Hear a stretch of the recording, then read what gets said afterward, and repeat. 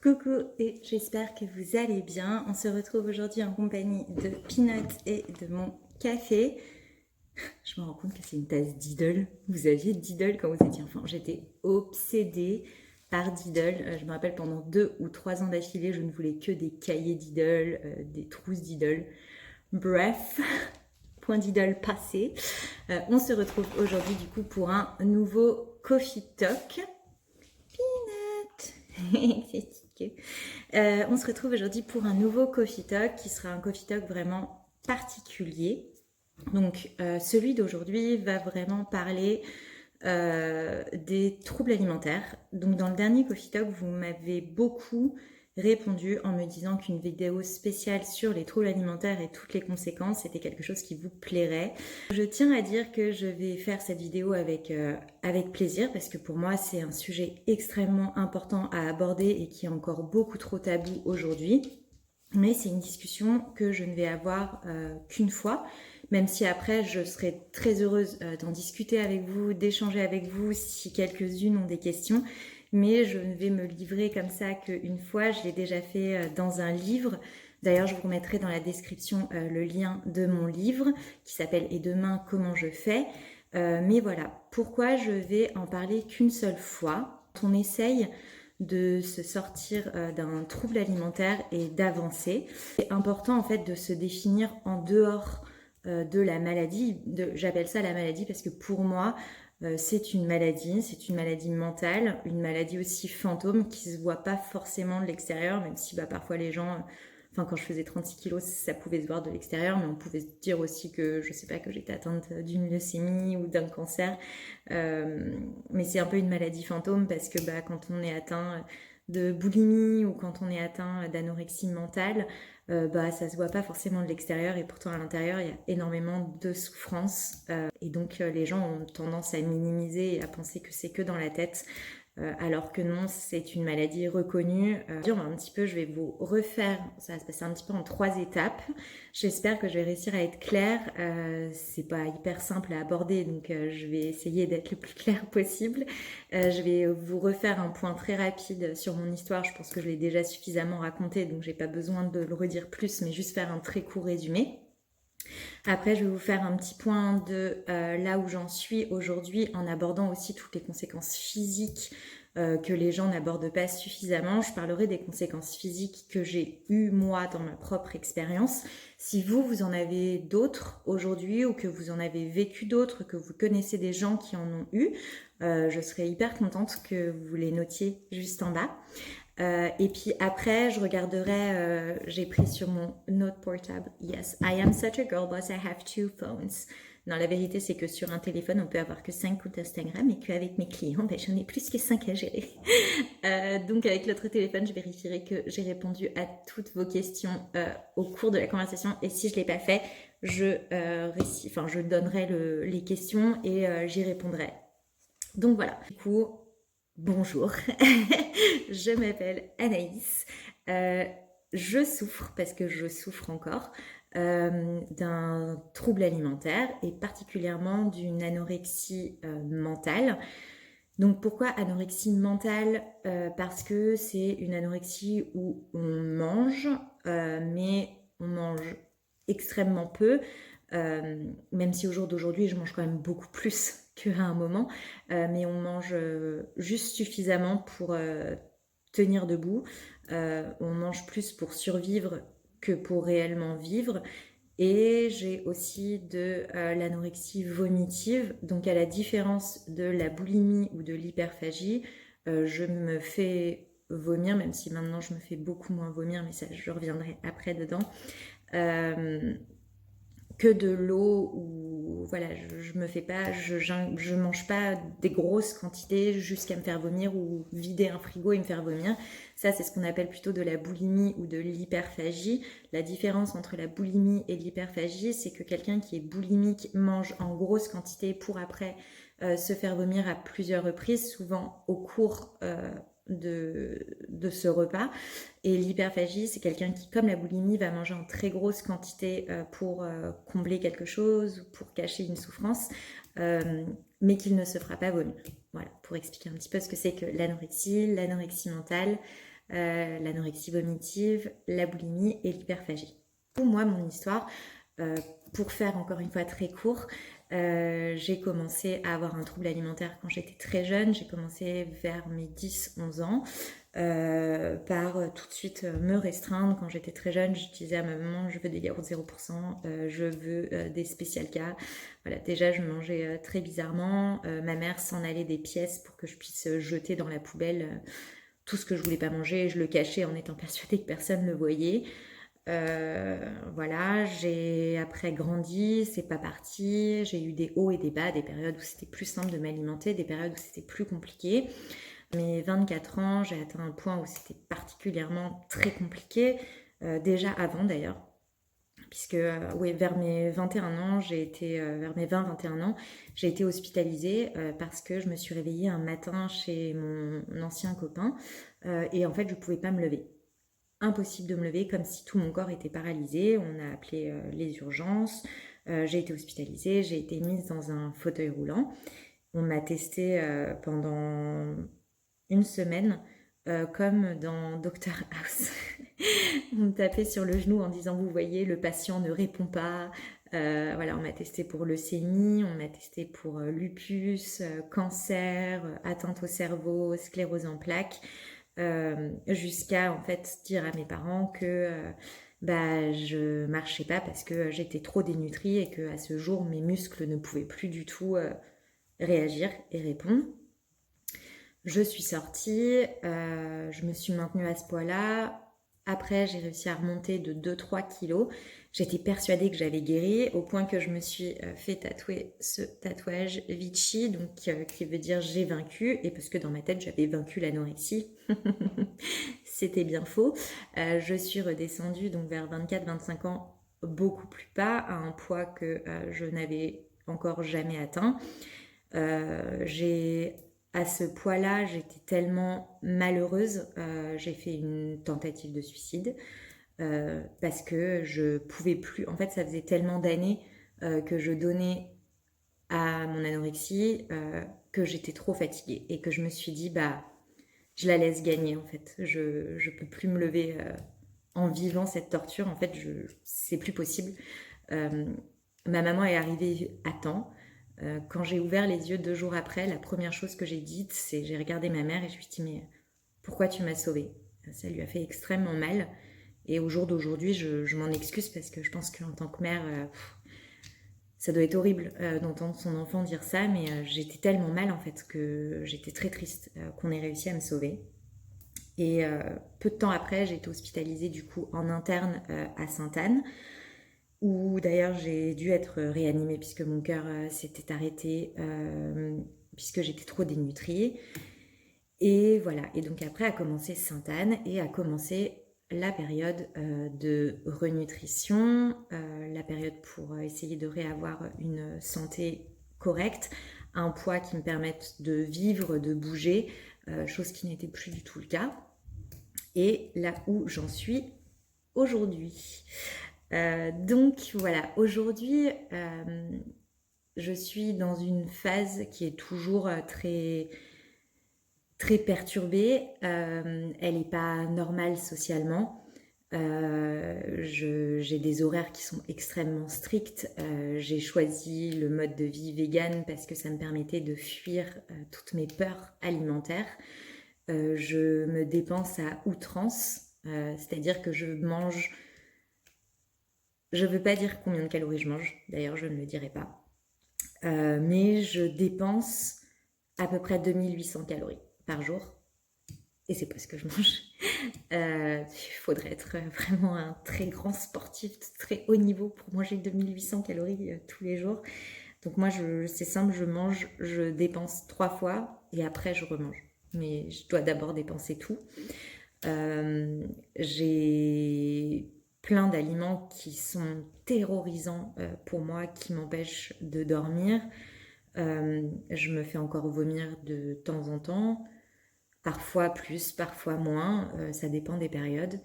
En ce moment, c'est plus compliqué parce que je suis pas chez moi, qu'on mange à des rythmes qui sont pas les miens, et voilà, c'est plus compliqué. Mais il y a des hauts et des bas, des périodes où je vais pas vomir pendant 3 mois, et puis des périodes où peux vomir tous les jours. Mais j'ai vraiment essayé de réduire ça, et ça c'est le premier truc que j'avais retiré, et qui est vraiment presque guéri. J'arrive à, même quand j'ai très envie, j'arrive à ne pas le faire en discutant, en sortant promener mon chien. J'ai trouvé des petites stratégies en fait qui me permettent de l'éviter, mais ça m'arrive encore. Et j'ai surtout énormément de conséquences physiques qui sont venues tant directement qu'aujourd'hui. Et donc ça, c'était un petit peu le thème de la vidéo d'aujourd'hui. Donc vous expliquer un petit peu toutes les conséquences physiques qu'on peut avoir par rapport à moi, mon expérience. Des choses dont on ne parle pas forcément, ou qu'on nous dit, mais on se dit ça arrivera qu'aux autres. Et en fait, non. Et le but de cette vidéo, c'est pas du tout pour dire plaignez-moi, j'ai un trouble alimentaire, plaignez-moi, j'ai telle conséquence physique, surtout pas. Il y a un truc que je supporte pas, c'est quand j'en parle avec des copines et qu'on va me dire ma pauvre, t'as pas été gâtée. En fait, la vérité, elle est pas là. C'est pas ma pauvre, j'ai pas été gâtée. En fait, c'est ma pauvre, je ne me suis pas gâtée.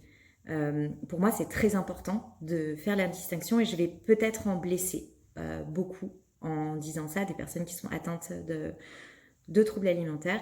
Donc je m'excuse si jamais c'est des mots qui peuvent faire mal, mais c'est quelque chose que je ressens. Pour moi, en fait, c'est important de prendre la responsabilité de nos actes. On a un seul corps, on a une seule vie et on a une seule santé. Et en fait, il faut savoir que votre corps, si vous lui faites mal pendant 5 ans, à un moment donné, c'est des conséquences que vous allez devoir payer en quelque sorte, et des conséquences qui vont venir, et vous pouvez pas vous dire la vie elle n'a pas été juste avec moi. Non, vous n'avez pas été juste avec vous-même, même si vous y arrivez des choses.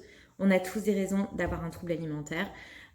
Moi j'ai les miennes, c'est pas le sujet de la vidéo. Si vous voulez en savoir plus, vous pouvez lire mon livre où j'explique mon histoire.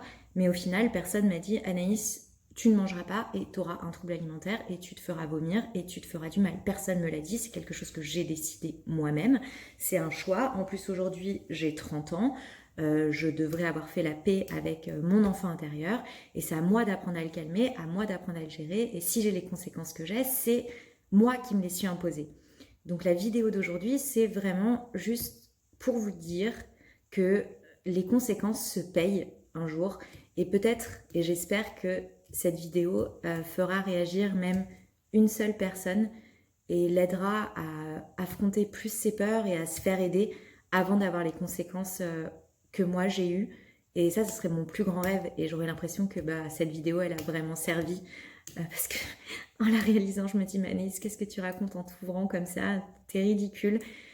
Mais bon, bref, je me dis peut-être que ça va aider une seule personne, ou peut-être que aussi il y a quelqu'un qui va la voir et qui va avoir envie de vous aider si vous l'avez, ou vous-même vous allez avoir envie de vous aider et d'en parler à quelqu'un. Donc voilà, donc j'ai 30 ans, j'ai eu 5 fois des tumeurs à l'utérus, parce que en fait quand on a un trouble alimentaire, on est en aménorrhée la plupart du temps. Pas forcément, il y a des personnes qui les gardent, mais beaucoup de personnes qui ont un trouble alimentaire sont en aménorrhée, puisque en fait, vu qu'on n'a pas assez de fer, notre corps ne va pas perdre du sang, donc on n'a pas de règles. Et en fait, la plupart des femmes, à peu près, je crois que c'est 80%, si je ne dis pas de bêtises, attraperont le papillomavirus dans leur vie. C'est une infection, une pseudo-infection urinaire qu'on attrape en faisant la mûre. Et quand on a ces règles, du coup, en fait, on élimine le virus, et quand on ne les a pas, on ne l'élimine pas, et dans certains cas, il se développe soit en cancer bénin, soit en cancer malin. Moi, j'ai dû me faire opérer, j'ai donc 30 ans, j'ai dû me faire opérer 5 fois, avec à la fois des conisations, donc des découpes d'une partie de mon utérus, et après des brûlures sur l'utérus. Voilà. Autre conséquence, quand j'ai commencé la renutrition, j'ai eu un énorme problème dans la bouche. En fait, j'ai fait ce qu'on appelle des calculs aux glandes salivaires. Je ne savais même pas que ça pouvait exister.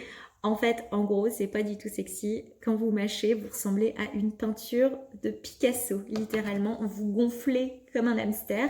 En fait, toutes vos glandes dans la bouche enflent, et en fait, ça fait des bulles comme ça, et vous ressemblez comme ça pendant 5 heures, le temps d'avoir fini de déglutir, parce que je savais plus déglutir. J'ai quoi d'autre? J'ai ce qu'on appelle une bradycardie, donc mon cœur bat beaucoup trop lentement. Ce qui fait que c'est très dangereux et que j'ai atteint le point où mon cœur s'était arrêté et qu'au jour d'aujourd'hui je suis extrêmement suivie pour ça, puisque plein d'efforts, je peux pas courir pendant longtemps, tout de suite ça se sent au niveau de mon cœur. Oups. Je crois que ça me stresse et que j'arrête pas de jouer avec ça, je sais pas si vous allez l'entendre dans la vidéo. Donc de la bradycardie, une très grosse insuffisance rénale qui me touche encore aujourd'hui, puisque moi j'ai toujours mon histoire de doigts. En fait, pendant mon anorexie, les très forts pics, j'étais ce qu'on appelle potomane. Les personnes potomanes, c'est des personnes qui, en fait, quand on a un trouble alimentaire, souvent, soit on ne boit pas parce qu'on a peur que ça nous fasse gonfler, soit on boit énormément pour tout éliminer. Et moi, en fait, je buvais énormément et je buvais 9 litres par jour pendant 5-6 ans. Et ben, j'ai flingué mes reins. C'est simple. Et ça, c'est quelque chose qui ne reviendra jamais. Ils sont abîmés. Et ce qui fait que je dois régulièrement faire des dialyses pour pouvoir nettoyer mes reins. J'arrive à des points où mon sang devient toxique pour moi. En fait, il est tellement pas nettoyé par mes reins que le sang c'est que des déchets et qu'il est toxique. Et en fait, les premiers trucs à être atteints, c'est les extrémités, puisque du coup, le corps étant bien fait, étant une belle machine, il va aller nourrir les organes et préserver les organes et ne pas alimenter les extrémités qu'il ne considère pas utiles. J'ai eu une lésion au foie. J'ai commencé l'année dernière une descente d'organes qui est extrêmement douloureux, où en fait tous vos organes ils sont plus du tout tenus par votre ceinture abdominale et tout est déchiré à l'intérieur et tout tombe. Et là, quand vous commencez une descente d'organes, c'est extrêmement dangereux. Après je pense que c'est plus des dommages collatéraux. Je tombe très souvent malade, je me fais mal très facilement. Il y a la fatigue constante, j'ai pas du tout un bon sommeil puisque du coup mon cerveau est toujours en ébullition, j'arrive jamais à l'arrêter. Je peux pas m'asseoir au point que ça fait mal psychologiquement d'être arrêtée, et tant pis si j'ai mal physiquement, mais la douleur psychologique est très douloureuse. Être sociable avec les gens, c'est compliqué. J'ai perdu énormément d'amis à cause de mon trouble alimentaire parce que c'est douloureux de voir son ami volontairement se détruire et ne pas écouter tout ce que vous pouvez lui dire. Et ça fait mal de blesser les autres et de voir les autres partir, mais encore une fois, c'est un choix. Voilà, donc ça c'est les conséquences physiques que moi j'ai eues personnellement, et si vous en avez eu d'autres, que vous en connaissez d'autres, je serais ravie d'en avoir. J'ai de la chance, j'ai jamais trop perdu mes cheveux, enfin je les perds beaucoup, mais il y a beaucoup de gens qui les perdent. J'ai les dents encore plutôt bien, malgré tous les vomissements, mais j'ai les dents plutôt bien. Donc voilà. Alors maintenant, temps de regarder les questions pour voir un petit peu tout ça. Alors, quand tu sautes un repas parce que tu n'as pas faim, tes proches s'inquiètent encore. Oui, mes proches s'inquiètent encore énormément si je ne saute pas un repas. Et d'ailleurs, si je saute un repas, et d'ailleurs, ça crée énormément de tension puisque forcément, quand on a un trouble alimentaire, on ment beaucoup quand on est très haut dans le trouble. Et donc, mes proches ont perdu la confiance. Et quand je dis, en fait, là, j'ai vraiment pas faim parce qu'on a mangé tard, on va me dire, tu vois, tu retombes. Tout le temps, t'as l'impression que tu dois prouver aux autres que juste en fait t'as pas faim parce que t'as pas faim. Donc oui, on ne me fait toujours pas confiance. Les TCA, selon toi, guérison complète ou apprendre à vivre avec? Je vais en décevoir beaucoup. Je pense que selon le degré du trouble, on peut en guérir complètement. Et quand on en est au point où moi j'en suis, je pense que j'en guérirai jamais vraiment. Je pense que pour moi, la guérison, c'est simplement faire la paix et admettre qu'on a des démons, que tout le monde a des démons dans tous les domaines. On a tous des démons, on a tous des choses qui nous hantent et que nous, en fait, ce démon-là, il sera toujours là. Et apprendre à gérer ses peurs et ses phobies, puisqu'au final, c'est un peu une phobie et une hantise du corps. Quelle relation as-tu avec la nourriture actuellement? Donc ça, j'y ai répondu. Que penses-tu des psychiatres et psychologues pour les TCA? Alors, j'en ai vu beaucoup et il y a une seule personne à qui j'ai fait confiance et c'est la personne qui m'a suivie à Sainte-Anne et qui me suit toujours. Je pense que ce qui est très compliqué, c'est... j'ai eu des psys aussi qui étaient omnibulés par mon trouble alimentaire qui disaient c'est tellement compliqué à comprendre l'anorexie, je serais tellement honorée de pouvoir essayer de vous aider. En fait, tu veux essayer, j'ai besoin que tu m'aides. Donc c'est très compliqué de trouver un très bon psy, mais c'est aussi extrêmement important de se faire aider et que accepter de se faire aider, c'est déjà la moitié du chemin. Vraiment. Parce que c'est arrêter d'être dans le déni, accepter qu'on a un problème et se faire aider, parce que se faire aider par la famille, ça ne fonctionne pas. Votre famille, elle vous aime trop pour vous dire non. Elle n'a pas les bons mots aussi. C'est des mots qui vont vous mettre encore plus en colère. Et vous ne pouvez pas être en colère contre eux. Ils ont les mots qu'ils ont, avec les connaissances qu'ils ont. Et il faut quelqu'un d'externe. C'est très important quand on veut s'en sortir. J'en lis d'autres messages, j'y ai répondu. Oui, as-tu eu recours à l'hypnose? J'ai essayé l'hypnose pour faire un retour à la cause. Et pour moi, ça a été une expérience terrible. En fait, ça n'a pas du tout marché sur moi parce que donc, en plus de l'anorexie mentale et de l'anorexie vomitive, je faisais de la violence physique. Donc, c'est-à-dire que je m'ouvrais à 100, je me suis cassé le nez, je me suis ouvert le crâne. Et en fait, pendant ma 3e séance d'hypnose, on a dû me réveiller parce que, alors que j'étais sous hypnose, j'ai commencé à me griffer à 100 et à me faire saigner. Il y a quelque chose qui apparemment m'a mise en colère. Donc j'ai essayé, ça n'a pas marché sur moi. Quelque chose par contre qui a extrêmement marché et qui m'a fait avancer, mais de folie, c'est le Reiki pour réaligner un petit peu mes énergies et mon corps. Et ça a été extrêmement salvateur. Comment s'en sortir à long terme et ne pas replonger? Se faire aider, aussi bien par des professionnels que par votre entourage. Moi, il n'y a pas beaucoup de gens à qui je me livre vraiment, mais il y a quelques personnes qui se comptent sur la doigt d'une main, qui savent tout et je peux tout leur dire sans être jugée. Et la meilleure façon, en fait, c'est de le dire. Vous savez, quand on veut faire un suicide et qu'on appelle SOS Suicide, ils vous parlent en fait. Ils vous parlent pour essayer de vous remettre dans la réalité des choses et pour éviter que vous le fassiez. Et en fait, moi, ça c'est quelque chose qui fonctionne extrêmement sur moi quand je vois que vraiment je suis dans une période complètement en dehors de la réalité et que j'ai envie de vomir, j'ai envie de me griffer ou que j'arrive plus à me réapproprier mon corps, j'en parle. Et en fait, plus j'en parle et plus je me dis Anaïs, tu te rends compte de ce que tu vas faire en fait, des atrocités que tu es en train de dire et de penser. Et ça m'aide énormément. Donc je pense que ça, c'est un énorme tips pour réussir à s'en sortir. On me demande aussi très souvent, là je vois la question encore, les quantités que je mange exactement. Ça, j'ai déjà répondu d'ailleurs par DM plusieurs fois sur Insta. Je ne répondrai jamais. Parce que je ne veux pas donner d'idées. Moi, j'ai eu des idées complètement saugrenues en lisant des livres sur les troubles alimentaires. Je me suis baladée pieds nus alors qu'il faisait -8 dehors, parce que quand on grelotte, eh ben, on perd du poids.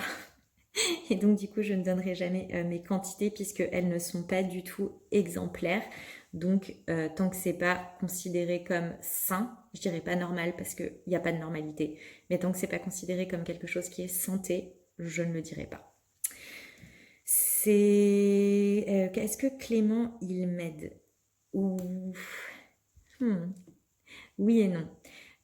Ça m'aide énormément d'avoir Clément parce qu'on a des très beaux projets ensemble et que tant que j'ai tous ces problèmes et toutes ces conséquences, ça va être très compliqué d'atteindre ces projets. Donc ça m'aide parce que je me projette dans le futur. J'ai rencontré quelqu'un avec qui je me projette énormément dans le futur et que j'ai envie de construire quelque chose. Et si je ne vais pas mieux, ça va être très compliqué. Maintenant, il a du mal à m'aider au quotidien parce que c'est quelque chose qu'il ne connaît pas. Il n'a jamais connu quelqu'un qui l'avait et il n'a pas toujours les bons mots. Il ne sait pas toujours parfois comment réagir. Donc il m'aide et même si parfois c'est compliqué pour lui. Est-ce que j'arrive à m'en sortir? J'ai extrêmement avancé. Il y a encore beaucoup de douleurs, mais j'ai beaucoup changé et encore beaucoup de choses à faire. Et c'est pour ça que d'ailleurs que je ne dis pas que j'ai guéri. Et donc pour terminer sur cette vidéo, je suis désolée déjà si elle a été longue, mais j'avais plein de choses à dire. J'espère qu'elle a aussi été intéressante. J'espère que ça va mener à des conversations. J'espère réussir à aider même une seule personne. C'est la dernière fois que je ferai une vidéo sur les troubles alimentaires parce que pour moi, un des chemins de la guérison, c'est d'arrêter de se définir comme Anaïs, la personne qui a un trouble alimentaire. Je suis simplement Anaïs et pour moi, c'est le plus beau cadeau quand j'apprends à connaître quelqu'un et qui découvre qui je suis et on me dit mais j'aurais jamais imaginé que tu vives tout ça. Et ben c'est le plus beau compliment qu'on puisse me faire parce que ça prouve que j'arrive à vivre une vie en dehors de ça et que j'arrive à me définir en dehors de ce trouble et que je pense que c'est la meilleure façon d'avancer. Donc je mettrai jamais dans ma bio TCA Recovery ou TCA ou le nombre, pire encore quand je vois le nombre d'hospitalisations, c'est malsain. C'est complètement malsain. Je ne dirai jamais TCA Recovery, encore moins parce que j'ai pas du tout Recovery et que je suis pas du tout un modèle de Recovery, même si j'ai fait peut-être 70% du chemin, il en reste 30 et je dirai jamais que je m'en suis sortie tant que j'ai encore dépensé pour le trouble alimentaire. Même si j'en suis fière de tout le chemin que j'ai fait, toutes les victoires que je fais. Il y a 2 jours, on a fait des pâtes et j'en ai mangé. Bah waouh, genre victoire, j'étais trop fière de moi. Mais j'ai pas recover et je le dirai pas et ça sera jamais marqué dans ma bio parce que je trouve que c'est malsain et que le jour où on s'en est vraiment sorti, en fait, on n'en parle plus. On n'a plus besoin d'être défini par son trouble alimentaire et que ça sera le plus beau cadeau que je me ferai à moi-même. Donc voilà, maintenant ça n'empêche que si vous avez besoin d'en parler, je serai ravie d'échanger avec vous. Si vous avez besoin de conseils, je serai aussi ravie d'échanger avec vous. Mais c'est la dernière fois où je m'exprimerai vraiment aussi ouvertement dessus, comme un journal intime. Et j'espère que ça vous a plu. Le prochain Coffee Talk, je pense qu'on le fera plus sur un spa day ou alors notre retour à Paris. On verra un petit peu où tout ça nous mène. C'est un Coffee Talk un petit peu particulier. Mon café a refroidi tellement je me suis posée et tellement j'ai blablaté. Mais ça m'a aussi fait du bien. J'ai qu'une envie, c'est aller faire un bisou à Clément et lui dire que je l'aime et lui dire que je vais avancer pour moi. Et pour moi, parce que j'ai envie de faire des choses avec lui. Et voilà. Et je vous souhaite surtout de faire très attention à vous, de trouver votre raison d'aller mieux, de vous donner un objectif de pourquoi est-ce que vous voulez aller mieux. Et ça passe d'abord, mon meilleur conseil, comprenez pourquoi vous avez encore besoin de votre trouble alimentaire aujourd'hui, à quoi il vous sert. Et une fois que vous aurez compris ça, vous pourrez travailler sur pourquoi est-ce que vous voulez aller mieux. Parce qu'aujourd'hui, le pourquoi il vous sert, vous en avez finalement peut-être plus besoin. Et je vous dis de prendre très soin de vous et à très vite pour un autre Coffee Talk.